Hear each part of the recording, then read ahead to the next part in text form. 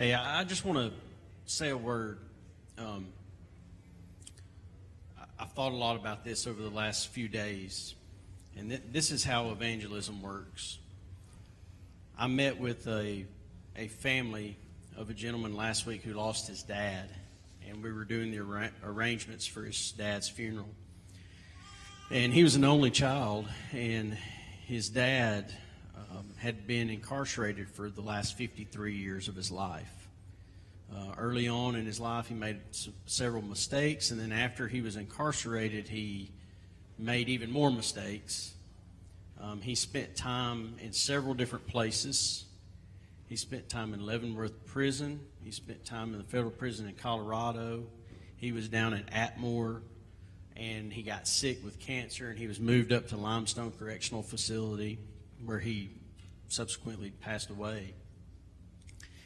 And he was a very violent man for most of his life. He was a very angry man and bitter man. His father had been murdered when he was young, and it was just a whole deal growing up, rough childhood. And he and I were just talking, and he said, you know, I noticed a change in my dad about 4 years ago. He said he stopped using foul language. We had nicer conversations with one another over the phone, and then during the pandemic, they could actually go and meet behind the plexiglass. And he said, I didn't really know what was going on, because every time I talked to my dad about, you know, you can be forgiven, Dad. I forgive you. I want you to have a relationship with us. His dad would just cut him off and say, no, I don't want to hear it. Don't talk to me about forgiveness. Don't talk to me about redemption, none of that stuff. I don't want to hear it. I'm too bad. I've done too many bad things. And so he never talked to him about it. But he noticed that change in his dad. And he said, this was about, I think he said it was the end of 2019. He got a phone call one day. He said, are you so-and-so? I said, yes, sir. He said, I want to let you know my name is Grant Asbel, and I baptized your dad about 3 or 4 weeks ago. I had been studying with him. And that changed his life and his situation with his dad. And his dad passed away last week, a faithful Christian. Went to all the chapel services because of Grant Asbel sitting down and doing a Bible study with him in a prison. And of course, Grant passed away not long after that. And they put Grant's name in the obituary last week, and it may still be in the Times Daily. And it's definitely on the Greenview Memorial website if you want to go look it up. But they put Grant's name in the obituary because of what an influence he had on that man's life eternally. And before he left the funeral home that day, he said to me, he said, my dad's finally free. He's been free. So I just wanted to say that. We'll turn it over.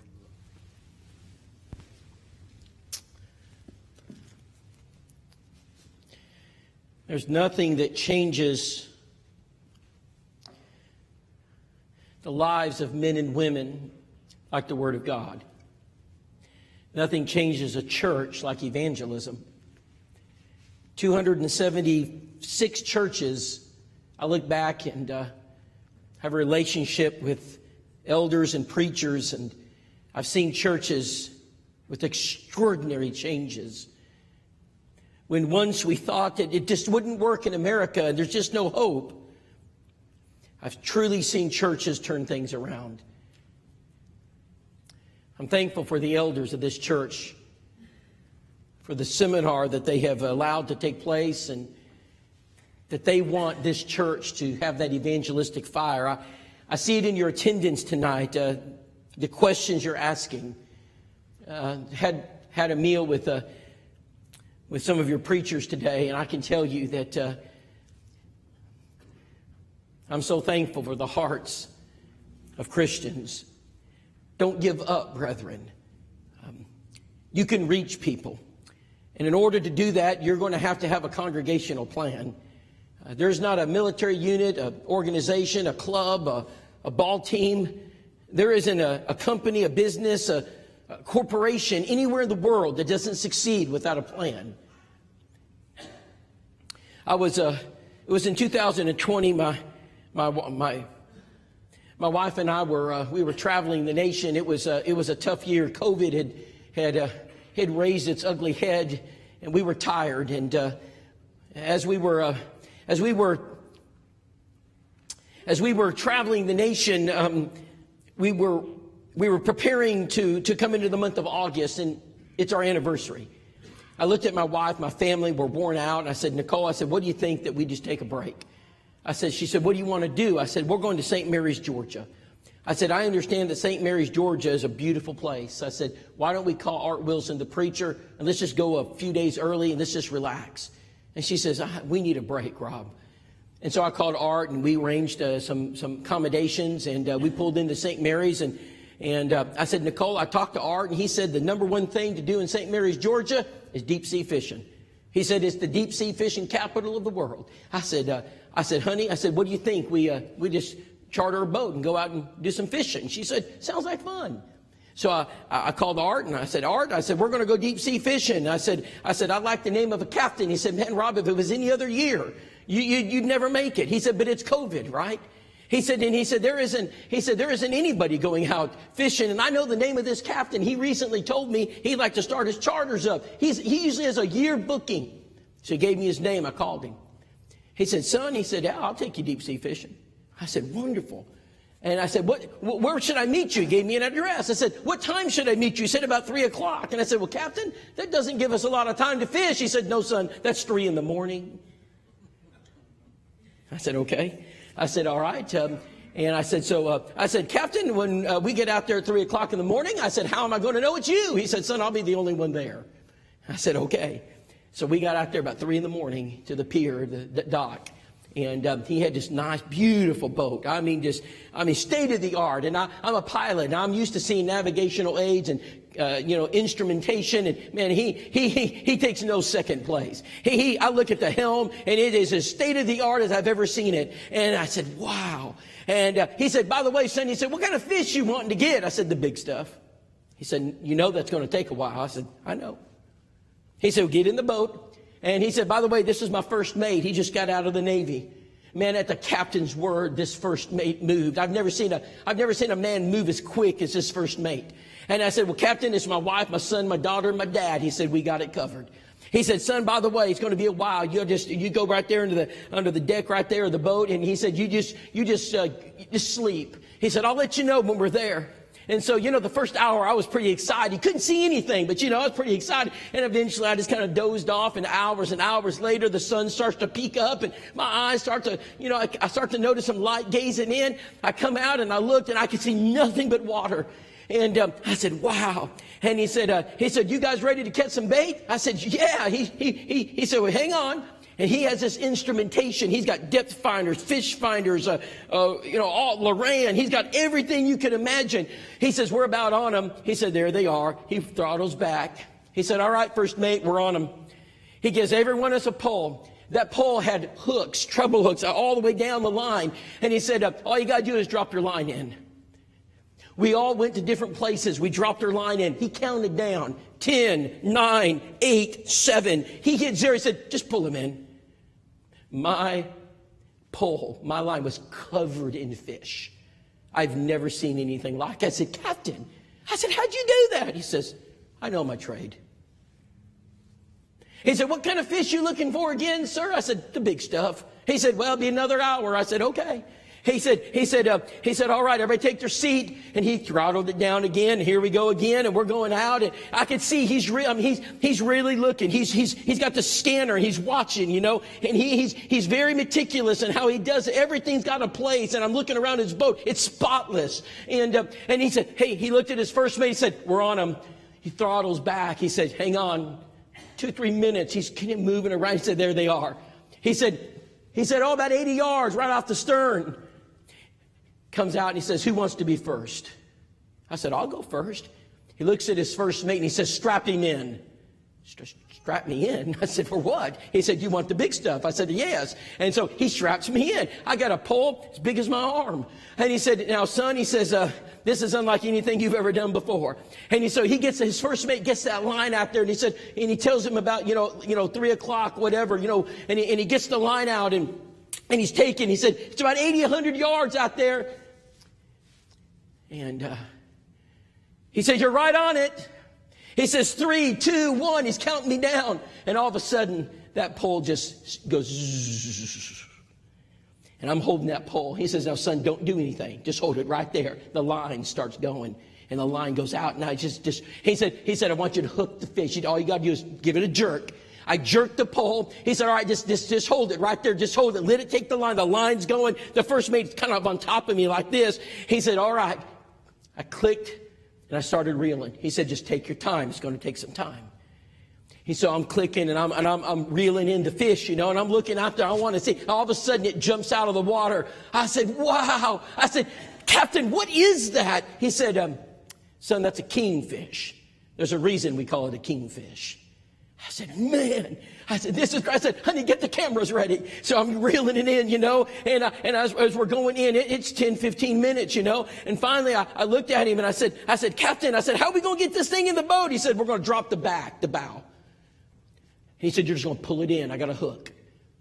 And right as we're pulling that in the back of the boat, out of the corner of my eye, something sails out of the water. And it comes right down on my fish and slices my fish in half. I looked at the captain. I said, "Captain, what happened to my fish?" He said, he said, "That's called a barracuda." He said, "There's a reason we call them barracudas." I still had a fish about this big. Half my fish was this big. By 2 o'clock that afternoon, we're finished. That captain says, "All right, everybody's got their limit. We're going in." That captain knew his trade. He knew everything about fishing. He read the books. He didn't complain when he had to get up at 2 o'clock in the morning. He did it because he loved it. He didn't complain when he had to buy those rods and reels. He didn't complain when he had to train that first mate. He didn't complain when he had to give his life, reading those magazines, watching those YouTube channels, experiencing it firsthand. Brethren, he knew his trade. I think there's some of us men in the auditorium right now. We're more motivated. We're more qualified. We're more interested in going out there and getting the big buck than we are going fishing for men. We're more ready to go catfishing. And when it comes to getting your buck, you don't have any problems. You'll get the camouflage. We'll get the tree set up. We'll put out the food plot. We'll get the camera. Brother, it's not just the camera. It's the Wi-Fi camera. You can sit at the office and watch them come in. You know what time they feed. You know what time they come out. You got your blinds set. No one complains when the ammunition is 3 times what it should be. No one complains when you got to go get the gun, the ammo, the camo, and buy your leash. You do it because you love it, don't you?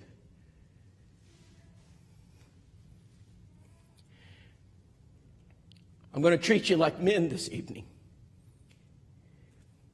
because we need some men in the church of Christ to rise. We need some men in the church to love souls like they love deer hunting. We need men in the church that love souls like they do going fishing. We need men to take serious our responsibilities to be soldiers in the greatest army of the world. Brethren, you are soul winners. And our mission is singular and focused. Jesus said, "I come to seek and save the lost." And if I want to be like my Lord, that's what I've got to do. And I've come tonight to help you have a plan to do it. In Ephesians chapter 4, the Apostle Paul said something about the church, and it said the church was forming. Let me give you verse 11. He said, and he gave some to be apostles. Not everybody's going to lead a Bible study. I get that. He said, I need some to be evangelists, and some to be pastors, and some to be teachers. And he said, and some prophets, and everybody's got a different role. And when it comes to a congregational plan, everybody's got a different role. Some are greeters. So some are pew greeters. Some are door greeters. Some write cards. So some are going to go make a visit. Some are going to go mow a lawn. Some are going to build a ramp. So some of us in this audience are going to give out an invitation card. Some of us in this audience are going to deliver a new mover basket. Some of us in this audience we're going to put together a visitor bag. Some of us in this audience are going to be a silent partner. But no one in this audience is exempt. The early church understood the need for the church to come together and be a body. In 1 Corinthians chapter 12, Paul said, some of you are hands, some of you are eyes, some of you are feet, and some of you are uncomely. But you know what happens when the feet don't work? It's hard to live, isn't it? What happens when the right hand says, I'm just not going to cooperate anymore? And some of our members they're more honorable, and they get mentioned a lot because we see them, the eyes and the hands and the feet, and they're always giving the credit. But there are some unseemly parts of the body, and I guarantee tonight, if your unseemly parts weren't working, you'd know about it. Wouldn't you? We don't talk about those parts, but they're important. For the body is not one member, but many. Brethren, we have to create in our churches an evangelistic body, period. Or it won't work. We can't put this on Ben. You'll kill your preacher if you do that. He'll never make it. There's not a preacher in the nation that can carry the weight of the Church of Christ on his back. Not one.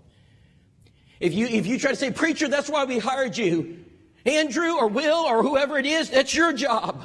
Brethren, they can't do it without you. I promise the Willette Church of Christ did not grow to be a church of over 300 because of me. It was because the members got involved. It was because the members began to be trained and realized I've got a part. When Brandy Fleming brings me those names, she never led a Bible study to my knowledge. She's the most evangelistic woman I've ever met. You know what she did? Here's what she's good at. She just brought me names. Do you know anybody that's lost? One person? Can you just give us a name? None of this will happen if we don't have a plan. It was Winston Churchill who once said in a speech to Parliament, he who fails to plan is planning to fail. My fellow countrymen, we have no plan, and we're going to lose this war.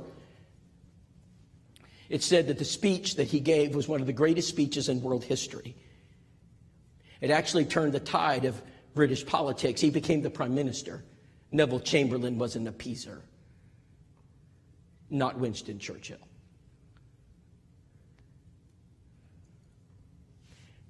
I want to give you 10 things that you've got to do. You can write these down if you'd like. They're in your Evangelism Simplified guidebook, but I'm going to give you a 10,000-foot view. Number one, you've got to procure the materials. You've got to get the equipment. You've got to make sure the brethren have what they need to reach the lost.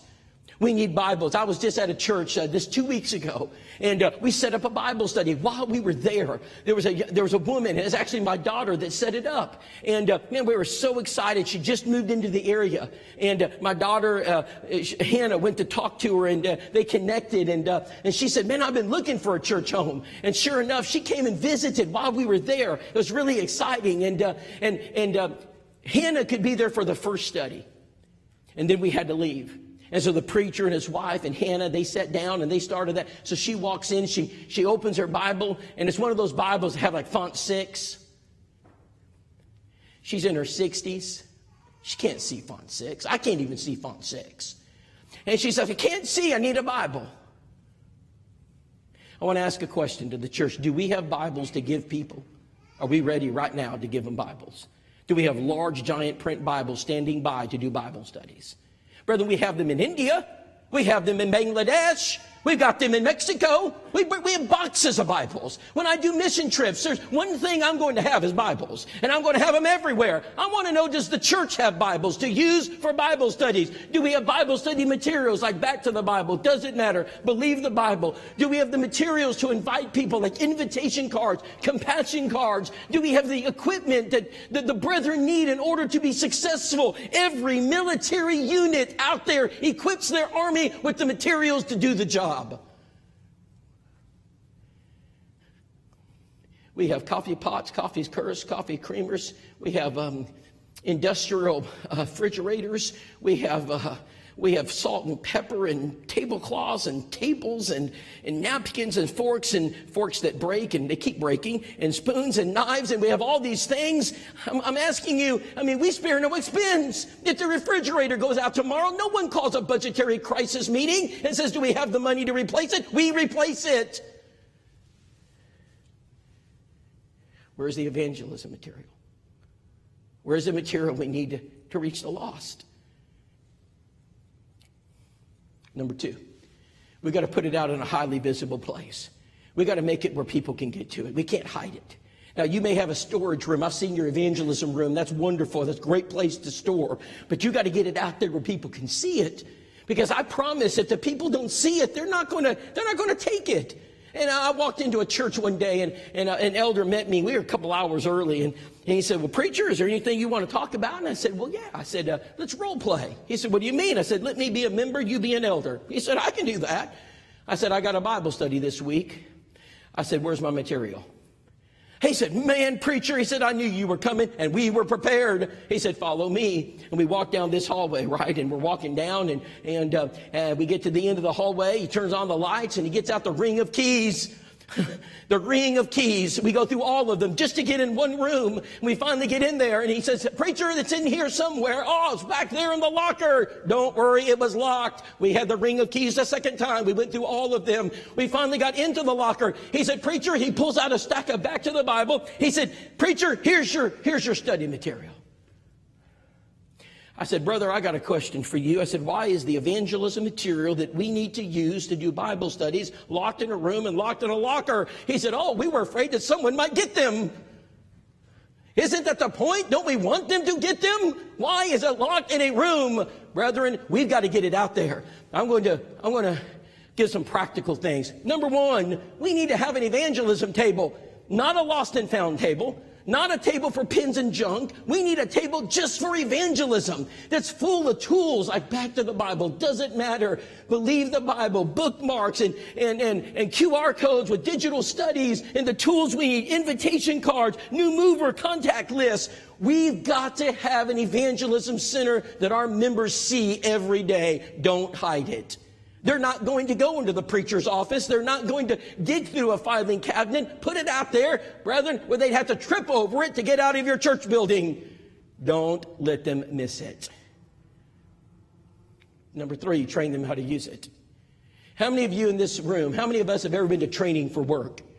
Anybody ever been to a training class? Hey, with your internet business back there, you said you install internet. Your son's name is Jackson. Hey, Jackson, you ever go to training? They ever teach you how to do things? How many of us have been to training for work? Everybody goes to training. Why? Because you got to know how to do things, right? Now I'm going to ask a more personal question. How many of us have ever been to a training class at our church that trains us what to do when a visitor walks in the door? How many of us have been to a training class that says, what do you do when someone moves into the community? How many of us have been to a training class that says, here's how you invite someone to church? How many of us have been to a training class that says, here's how you do a compassion card? How many of us have been to a training class that teaches us how to knock on a door? How many of us have ever been to a training class that teaches us how to approach the unfaithful? How many of us have been to a training class that teaches us what to say to someone when they first walk through the door? Brethren, I grew up in the Church of Christ, and I've had none of it. I've had a lot of good sermons. But no one ever taught me. And one of the things we want to do in our school is train church members how to do the basics. It's called basic training.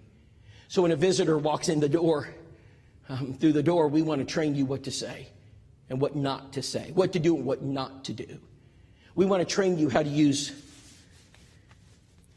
these little booklets, and we want to show you how to use them. We want to train you and actually walk you through the process, because we know if you're not trained, it's not going to work. Can you imagine if our military didn't train our soldiers? Can you imagine how effective we'd be in the battlefield if we never put them through basic training and showed them how to pick up a rifle and fire a rifle and put on your boots? If we didn't train our people, if you went to, brethren, they're training people at grocery stores, at Chick-fil-A, they're training them at Nissan and Toyota. Why aren't we training our members at church?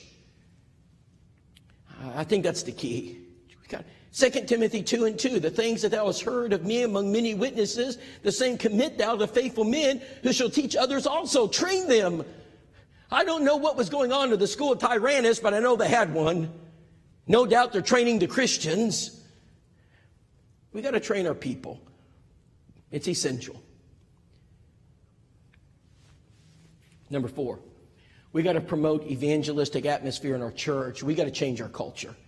We got to make sure everything we do in the church is evangelistic. And I'm going to tell you a little bit about the the Carnes Church of Christ in Knoxville, Tennessee. So the eldership said, hey, Rob, would you come? And we're 400 members, and we're going to partner up with Westside. There are about 350 members. That's Jeremy Weekly. And then you got Steve Higginbotham here. And they said, we're going to do a joint evangelistic training series. It was really exciting. We had 700 Christians.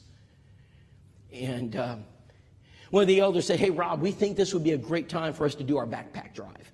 And when you get there, could you talk to one of our deacons in charge of backpack drives? And we'd like to make it evangelistic this year. I said, sure. So I got to the church, the deacon of evangelism or of the backpacks. He brings me into the backpack room. He says, Rob, here are the backpacks. They had more backpacks than Walmart. I've never seen more crayons in my life. We had everything we needed. We had crayons and scissors and safety scissors. Don't forget the safety scissors. And we had glue sticks and glue and map colors and pencils and everything that you could ever want was in this room. And I said, brother, you have been phenomenal. He said, that's just the donations from the members. He said, Rob, we're all in. He said, Rob, we do this every year. We get nobody from it. I said, what do you do? He said, we put the cones out. We cone off the parking lot. We rope it off. He said, we let the cars go through there. It's a lot of people, Rob. He said, in fact, when they pull into the awning, we give them the backpack, give them information about the church. We probably hand out 400 or 500 backpacks. I said, all right. I said, your elders want me to give suggestions. I said, are you ready? He said, please. He said, number one, put your backpacks in the classrooms. He said, what? I said, don't put them under the awning. Put them in your classrooms. Require people to park and come into your church building.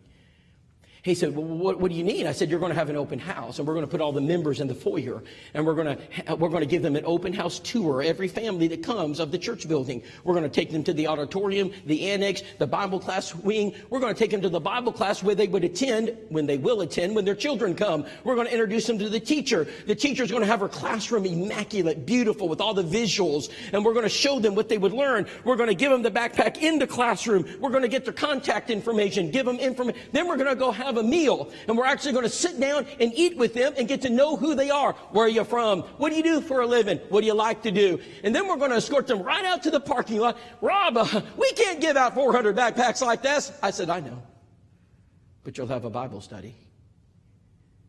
You should have seen the grin on Steve Higginbotham's face when I said, Brother Higginbotham, there's a lady here who would like to know more about the church.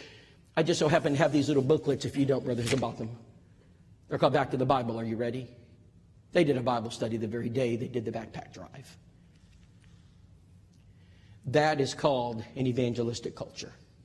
That's when it's not about backpacks. Brethren, if you're passing out backpacks to pass out backpacks, may I suggest the Lions Club does a better job than you do? You're not the Lions Club. If you're passing out eyeglasses to pass out eyeglasses, and that's the Rotary Club.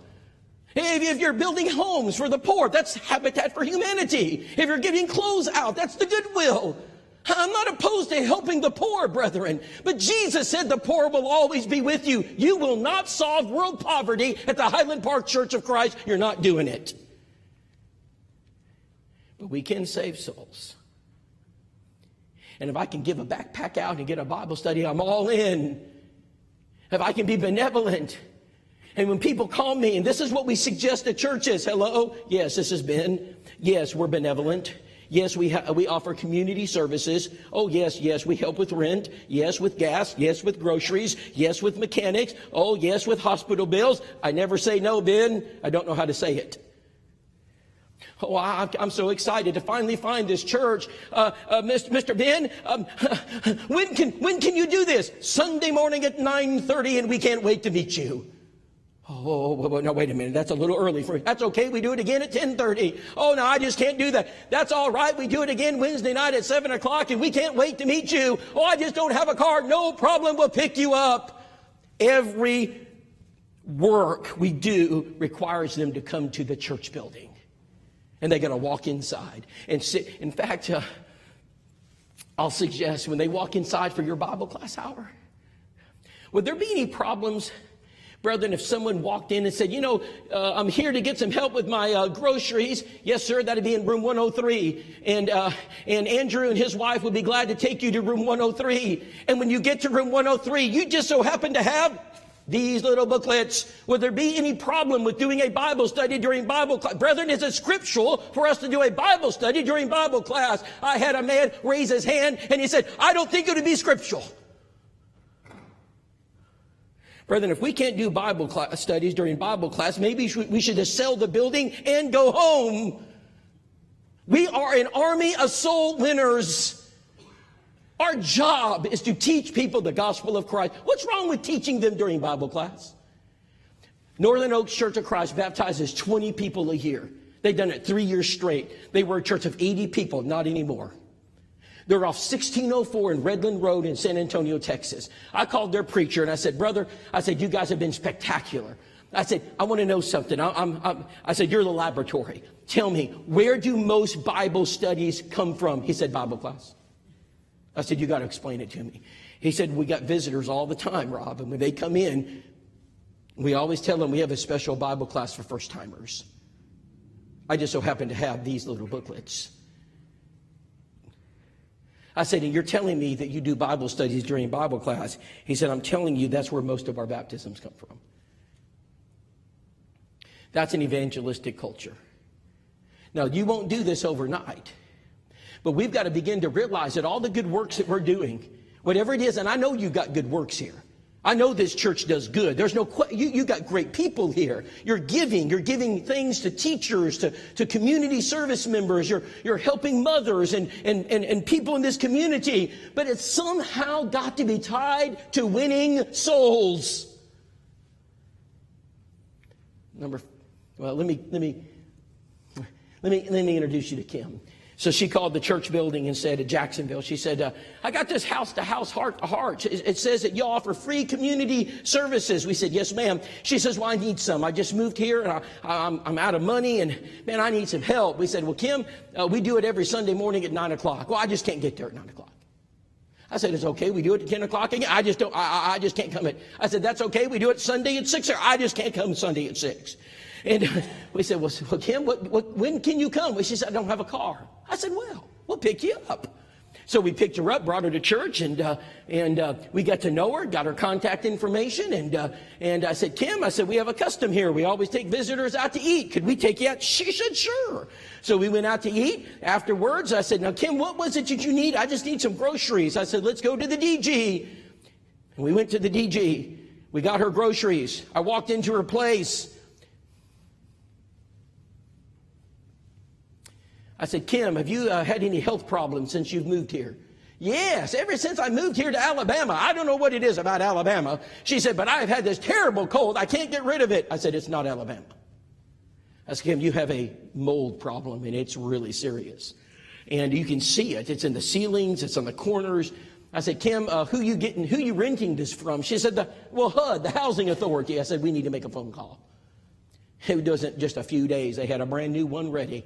And I said, well, Kim, I said, we've got a new one. I said, well, Rob, I can't tell you how thankful I am. She said, well, Rob, I've got this bad back. I can't move. She said, Rob, my family kind of dropped me off. And, oh, Rob, what am I going to do now? I said, the men of the church will move you. So the men of the church backed in their trailers and trucks, and we moved her that day. And as the ladies were setting up everything, and Nicole was on one side of her, I was on the other side. She was just glowing from ear to ear. I looked at her and said, Kim, what do you think about the Jacksonville Church of Christ? These are my transition questions. She said, oh, I love it. I've never seen a more kind church in all my life, Rob. I said, Kim, question number 2. Do you know a lot about the Jacksonville Church? I don't know a lot about you, except you're the nicest people I've ever met. Question number 3. I said, Kim, would you like to know more about it? She said, I sure would. Good. I just so happen to have, anybody? Help me. These little booklets, they're called Back to the Bible. And we did the Bible study. Guess what happened when we finished the Bible study? Any guesses? Thank you. Number 5. Y'all ready? Here's number 5. I won't make it to number 6. You're at my last point. We're going to park it right here. You got to make contacts. Brethren, if you don't make contact, you're dead in the water. I'm telling you, it is the number 1 problem our churches have. It's not Bible studies. It's not baptisms. It's contacts. You can't study with nobody. And so you have to help the church develop contacts. Now, we got 23 different ways to do it. Let me give you one of them. We advertise our church. We make sure everyone in the community knows this church is in their neighborhood. We make sure they get invitations. We make sure that we send it out to them. We send them an 8-page color magazine. We say, we're the church in your neighborhood. We want you to come, and this is what we offer. We offer free community services. We offer free rides to the church. We offer Bible classes for all ages. We offer whatever it is you offer it right there. It's yours. We have a website. We have a Facebook page. We have YouTube. Here's our phone numbers. We want you to come. Here's our QR code to our website. We advertise. No business survives that doesn't advertise. You must advertise your presence. People have to know you exist. There are literally people driving up and down. Is this Wood something road? What is the name? There are people driving up and down Woodward Lane or road every single day, and they don't know you're here. We're going to stick it in their mailbox. And when you advertise, you know what happens? People like Ellen and Perry come. And I'm sitting in the pews, and Alan Webster's preaching. And again, we're at Jacksonville, and I turned my head, and I said, Nicole, I said, I think, honey, do you recognize them? And she looks, and she says, Rob, I don't remember seeing them before. I said, yes. And I said, as soon as Alan finished his preaching, I walked right down the aisle with him. And I said, hey, Alan, do you know who that is? And he said, Rob, that's a visitor. I said, yes. So I got in right behind him, like right behind, they're here and I'm here. Closing prayer. They turned around. I just so happened to be there. And I said, ma'am, I said, my name is Rob, and my wife, Nicole. And she said, well, my name's Ellen. I said, Ellen, are you visiting this morning? She said, I am. I said, well, Ellen, we're glad you're here. Are you from the area? She said, yeah, I just live down the road. Yes. I said, yes, ma'am. I said, Ellen, I said, can you tell me, did you enjoy the service this morning? Well, I really did. I said, what did you enjoy? Well, I sure like that preacher of yours. That man sure does love the Bible. I said, yes, Alan loves the Bible. Brethren, this is like kids in a candy store. If you can't baptize this woman, you might as well quit. I mean, she is sitting in the pew. She loves the Bible. All you got to do is prospect. I said, Miss Ellen, are you alone? Oh, well, my husband was a little sick this morning, couldn't come. And she says, you got an evening service? I said, yes, absolutely. She says, I'll come back. I'd like to visit with y'all. I said, wonderful. So she came back at 6 o'clock that evening. Nicole and I sat with her and her husband. His name is Perry. After services, I said, Ellen and Perry, we got a little custom here at this church. Does anybody know what it is? I'm going to take him out to eat. I said, Perry, what is your favorite restaurant in Jacksonville? He said, Afina's. I said, oh, no. I don't even take my wife to Afina's. I don't ask that question anymore. I choose. And I said, well, Perry, I tell you what, I'll take you to Afina's. You will? I said, yes. I said, I invited. Oh, man, if I'm going to, my stomach's a little weak tonight. Can I make a rain check till Tuesday? I said, yes, I'll make the reservations and look for coupons. They don't have coupons. And anyway, I said, yes, Perry. I said, so Tuesday night we got to Afina's. We sat around the table. I could care less about the lasagna because I have one mission. There's only one thing I want. I will get it. Hey, Perry, introductory questions. Hey, what do you enjoy doing, Perry? He said, man, I love sports. I said, yes. I said, me too. I said, hey, Perry, will you like football? NFL football? No, bunch of... He said, disrespectful. I don't watch them anymore. I said, me neither. I don't watch. Remember what Paul said, 1 Corinthians chapter 9? I become all things to all men that some might be saved. I don't care. I said, Perry, do you watch NBA basketball? No, bunch of thugs. I said, okay, thugs, I don't watch. Yeah, whatever he said, I don't care what he says. I said, baseball. He said, no, too slow. I said, wow. He likes sports. I'm kind of, I don't know what to say. I said, well, Perry, what do you like? He said, man, Rob, go Alabama. Oh, no. Go Alabama. Brethren, if I got to like Alabama football to get a Bible study, so be it, Ball fan. I don't care. It doesn't matter to me what team I've got to like. It doesn't matter if I'm an Auburn fan, a Bama fan, a Vol fan. Let me be clear. I just want a Bible study. And I will not let sports get in the way, right? And I said, Perry, I'm so sorry. You've had a bad year. This was 2 years ago. He said, I know, Rob. He said, we should be in the championship, Rob. I said, I know. And I said, Perry, I said, are you going to watch the championship game tomorrow? He said, oh, I wouldn't miss it. I said, me neither. I said, Perry, I said, did you know at my house we're having a football party tomorrow to watch the championship game? What in the world was that? That was my wife who kicked me. She did not know about this party. I said, yes, sir, we're going to have a party at my house for the national championship game, and you're invited. I said, Perry, we have a 120-inch projected view screen for the ball game, surround sound, 9 speakers. It's like sitting in the stadium. You got to come. He said, honey, can we go to the Whitakers for the ball game? She said, oh, yes. Miss Nicole, is there anything that you want me to bring? She says, nothing. It'll be fine. You ever seen your wife do that before? You know you're in trouble, right? I'm in deep trouble. I get out no, let me tell you about my wife. She's a soul winner. She's my best friend. She knows what I'm doing. I pitched in, fellas. I said, what do you need me to do, honey? They came over to the house. It's just them. We watched the game. I could care less about it. The game's fine. I like the game. Halftime, it's a blowout. I looked over at Perry. I said, Perry, I got one question. Can we turn the volume down? He said, yeah. I said, why'd you come to the Jacksonville Church of Christ? He said, 21 years ago, you guys started sending us house to house, heart to heart. I read it every time. Rob, we're churchgoers. Our church doesn't follow the Bible anymore. But we know you do. I said, Perry, how much do you know about the Jacksonville Church of Christ? He said, really not a lot. I said, would you like to know more about us? He said, I kind of would. Let me see if I can do this. I just so happen to have these little booklets. What do you think happened when we finished? If you drive 2.5 hours to Jacksonville, Alabama, you'll meet Perry and Ellen Bethea. Then you'll meet Nick, because we baptized their son. He's 25. And then you'll meet his wife.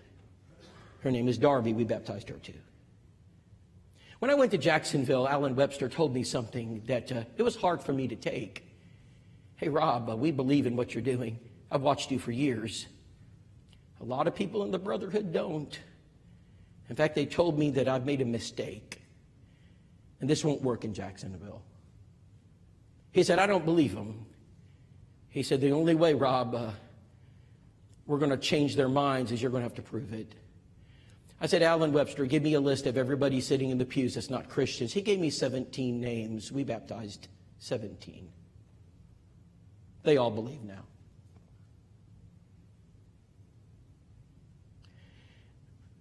Some of you will not believe until you see it happen. But you'll believe. There's not a problem in a church that can't be solved in the baptistry, not one. You baptize people, you'll solve your problems.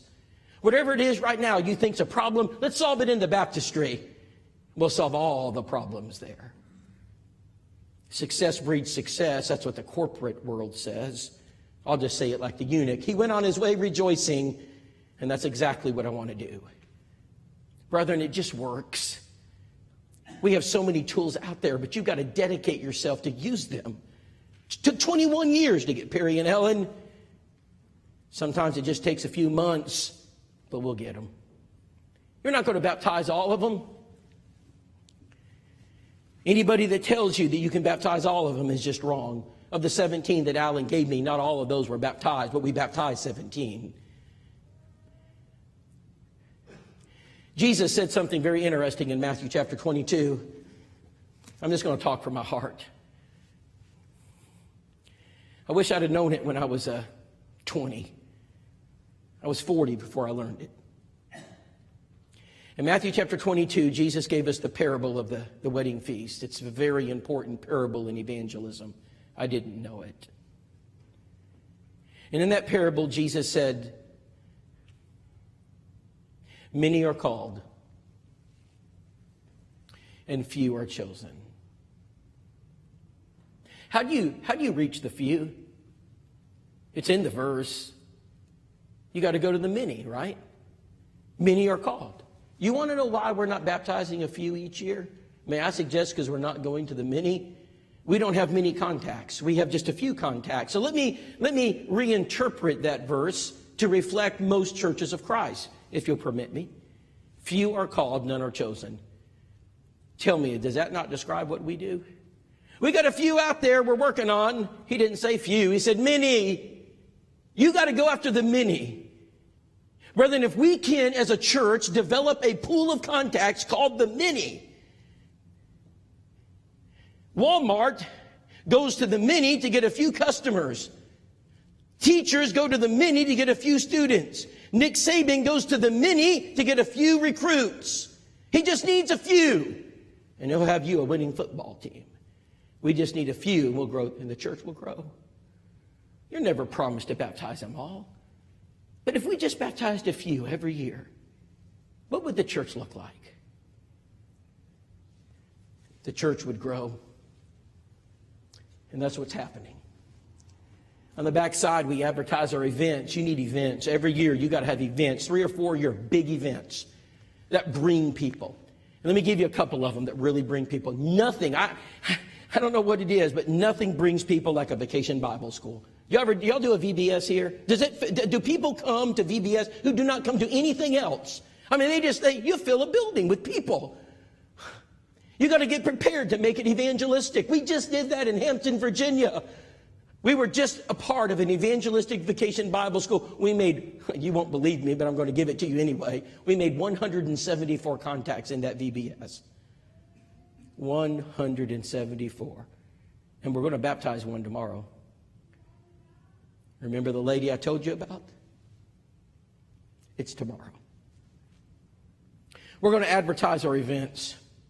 We're going to bring the community in because we've got to. We've got to bring them in. We've got to bring them in for special occasions. And there's certain things like a trick or trunk. You ever do a trunk or treat? They come for that. Brethren, when a Reese cup costs $5, they're coming for free candy, I promise. They're coming. How do you make that evangelistic? How do you make a backpack drive evangelistic? How do you make a graduation banquet? Y'all have a graduation banquet? Evangelistic. Everything becomes evangelistic. We give out free things. But this is an 8-page color magazine. It's 8 pages. It's full color. It advertises your presence. It costs pennies. It's the largest publication in the nation. Do you know we have a subscription rate bigger than the New York Times, Time Magazine, and U.S. News and World Report? We're not saying much because they've almost disappeared. We send out 2.2 million a month. How about that? They're going right to the homes of people in your community. We give them tracts and we give them books and we just give free things out. And you know what happens when you give free things out? I'll show you. Hey, Rob, yes, Miss Brenda, yes, Sister Rice. Yes, her name's what now? Brenda? Yes, send me her address. I'll be right there. We got a request in the mail from a Brenda Glaze. She said, I want to know a little bit more about marriage. And we advertised that. And so I got the address. I said, honey, we've got a contact. And so we got in the car. We drove down the road and knocked on the door. And Brenda opens the door. Now, always bring a woman. Don't knock on the door by yourself. When they see your bearded face, they will not open the door. You are scary, son. Bring your wife. All right. It's also ethical. So I always let Nicole be in the front. She opens the door. I pull. Yes, ma'am. My name is Rob. And are you Brenda? Yes. Brenda, you called us and you said you'd like some marriage material. Yes. Y'all were advertising. Yes, ma'am. I said, well, we're here to deliver it. Well, that's quick and awful nice of y'all. I said, yes, ma'am. We're from house to house, heart to heart, and Jacksonville Church. Oh, well, wonderful. I said, here's your material. May I ask, did you just get married? Well, I did about a month ago. I said, well, congratulations. Who's the lucky man? Well, his name is Daniel. I said, well, I'd love to meet Daniel. Well, now he works really hard. He's asleep right now. I said, well, don't wake him up. And I said, well, how long have you lived here? Well, about a month. And I said, well, what do you do? Do you need any help? Well, I do. There's a lot of things I don't know about Jacksonville. I said, well, what are you looking for? Well, I'm looking for a church. I said, yes, ma'am. I said, I think I can help you with that. Well, wonderful. She said, oh, well, so you know about churches? I said, I do. She said, well, good. She said, well, I got another more important question, sir. Do you know anything about the Bible? It couldn't get better than this. I said, ma'am, I know a little bit about the Bible. Good, because my husband knows nothing about the Bible. I'll be right back. Daniel, get up. Daniel. And I looked out of the corner of my eye, and she is shaking this giant. He's 6'4". And she's shaking him like this and doing this. And I said, Nicole, I thought he was sleeping. And she gets him up and he does this. Daniel, come here. We got guests. What are you doing down there? And she brings him to the door. Daniel comes to the door. He looks at me like this. And I look at Daniel. And Miss Brenda says, Daniel, I'm going to imitate her. Let me see if I can get this right. Daniel, we're going to teach you the Bible. I think I got it right.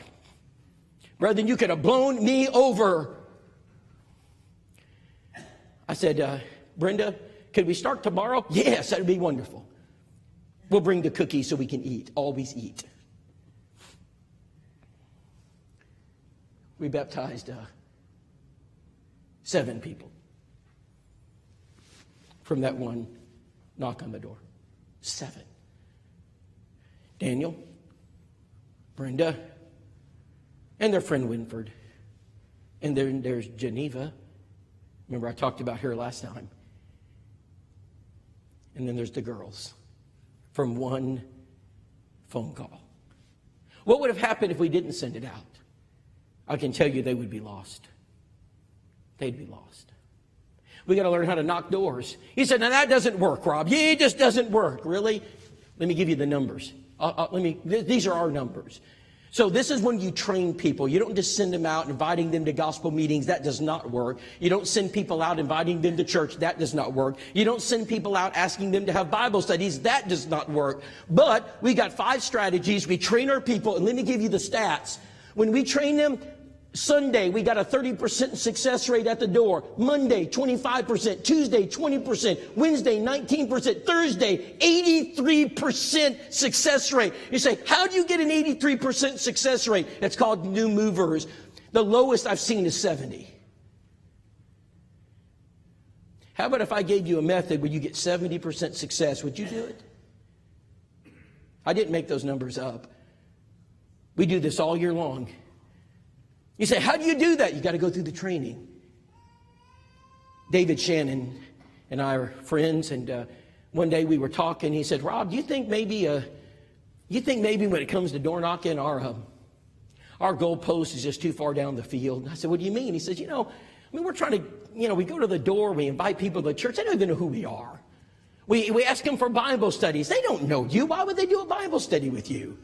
I mean, Rob, we're trying to take a football, throw a Hail Mary down the field. We're trying to go down 100 yards. Who's here qualified to throw that football? I'm not.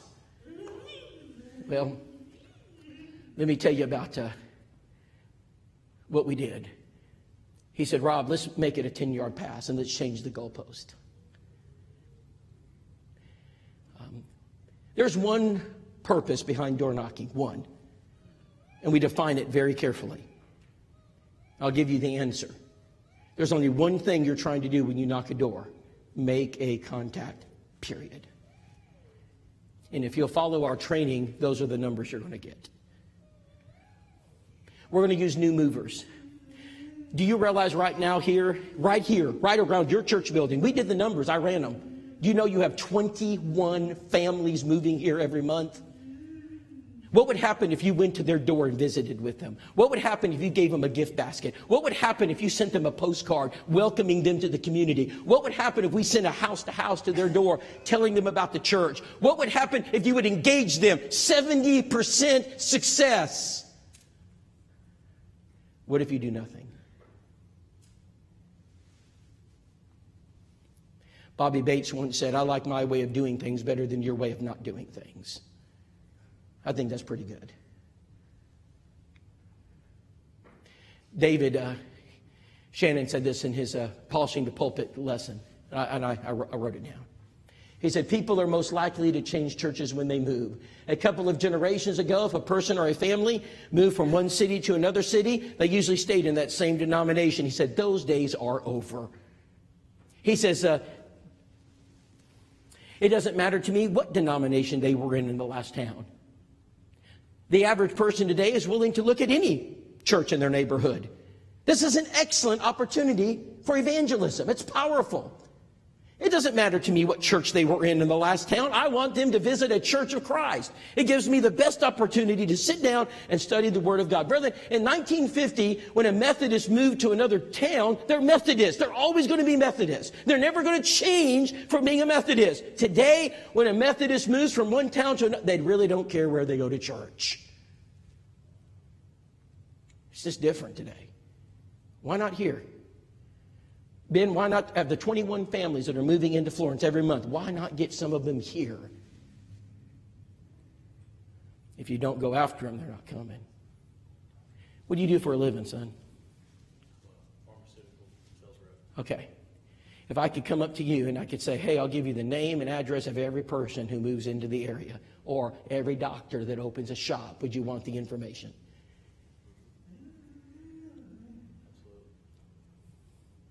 It's good information, isn't it? You can't really do your job if you don't know where they're at, can you? The parallels are striking, aren't they? It's striking. We got to learn how to send cards. We're going to send lots of cards. It's going to be very organized. And yes, men, we need your help. You're not exempt.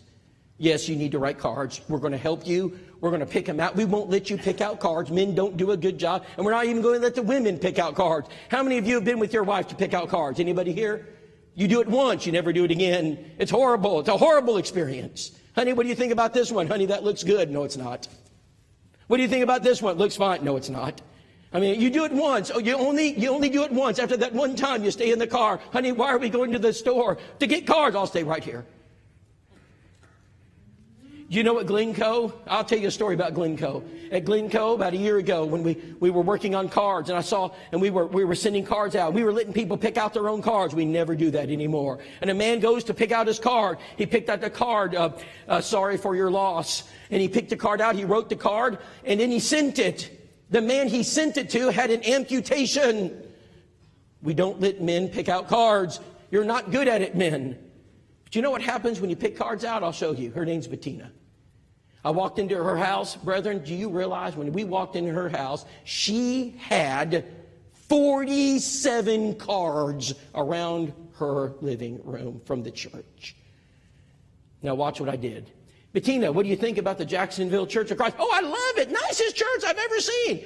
Bettina, do you know a lot about the Jacksonville? Oh, I don't know a lot about it. Bettina, would you like to know more about the Jacksonville Church of Christ? Oh, I'd love to know more. Let me see if I have another set. Oh, yes, I do. I'm always prepared.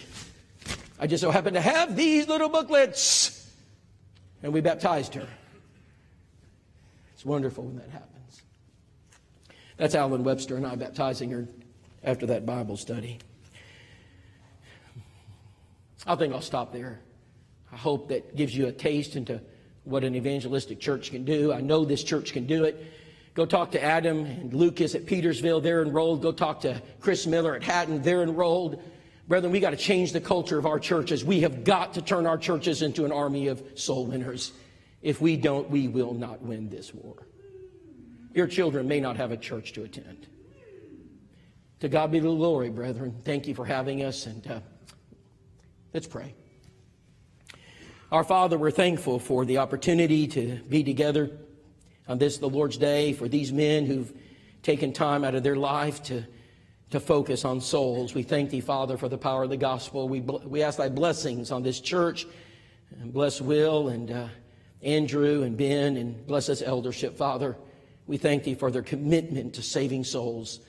We pray, Father, that this message would just permeate through the church. And, Father, may the sheep follow the shepherds, for they have set a good example.